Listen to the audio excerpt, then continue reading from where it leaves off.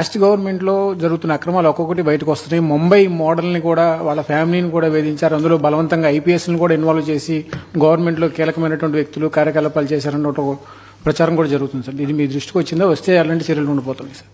అంటే మీరు ఇప్పుడు చెప్పారు ఐపీఎస్ గురించి కూడా. ఐపీఎస్ఏ కాదు, డే బై డే ఆ స్టోరీలు ఏంటంటే మీకు ఏమనిపించింది? బాధ అనిపించలేదా? వాళ్ళ బిహేవియర్స్, ఆ స్టోరీస్ అవి విన్నప్పుడు అసహ్యం లేదా? Never I heard all these things in my life.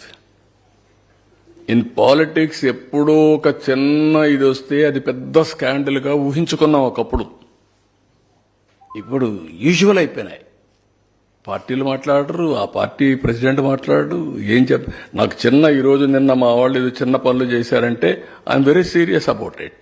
నా ఇమేజ్, నా క్రెడిబిలిటీ, మా పార్టీ విశ్వసనీయత, I'm thinking seriously. I want to talk to them very frankly.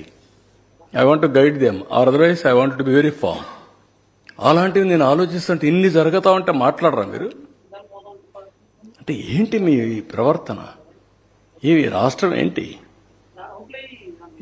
ఏంటి ప్రపంచంలో మీరు చెప్పండి. ఇటీవల కాలంలో అపోజిషన్ లో ఉంటే వాళ్ళ ఎమ్మెల్యేలు, ఎమ్మెల్సీలు, వాళ్ళ క్యారెక్టర్స్ అవన్నీ వస్తా ఉంటే are you not feeling ashamed of it?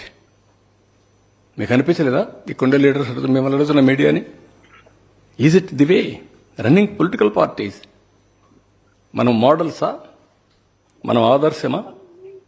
ఇదే మనం నేర్పించే సమాజానికి?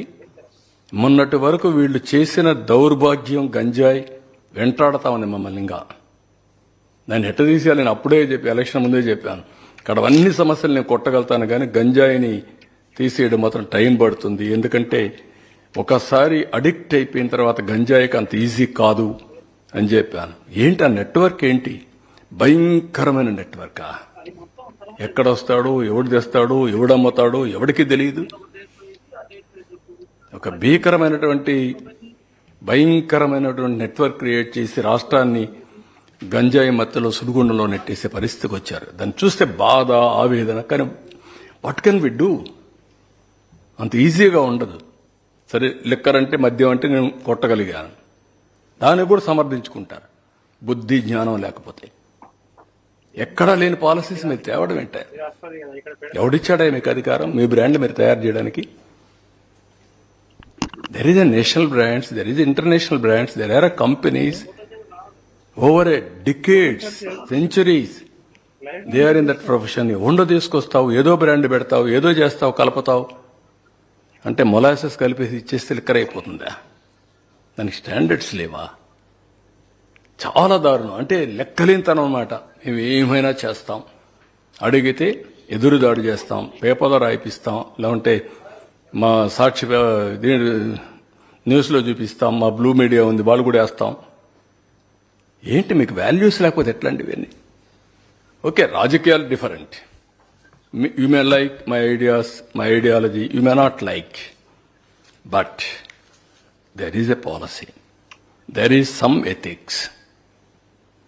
Minimum ethical standards లేకుండా రాజకీయాలు చేయడం ఏంటండి? So these are all the problems I am facing. I am inherited with pain, suffering. I am telling you. ఏంటి ఇలాంటి దౌర్భాగ్యమైన రాజకీయం ఏం చేయాల్సి వస్తుంది, ఇలాంటి వాళ్ళతో నేను పోరాడాల్సి వస్తుందని చెప్పి కూడా బాధ. ఇలాంటి విషయాలు మాట్లాడాల్సి వస్తుందని నమోషి. మాట్లాడకపోతే ప్రజలు అర్థం చేసుకోలేరు. ఒకప్పుడు ఉద్యమంగా చేసేవాడిని. మీరు జన్మభూమి, శ్రమదానం, ప్రజల వద్దకు పాలన, లేకపోతే ఆకస్మిక తనిఖీలు, ఇవన్నీ నా ప్రోగ్రామ్స్. ఇప్పుడేంటి కామ పార్టీలు, ఏంటి వీళ్ళ గురించి మాట్లాడు? Can you imagine? అసహ్యం అనిపించలేదా? వాళ్ళు మాట్లాడే మాటలు. మొన్నటి వరకు బూతులు, ఇప్పుడు బూతులు లేవనుకోండి, ఆ బూతులు మాట్లాడే నోటికి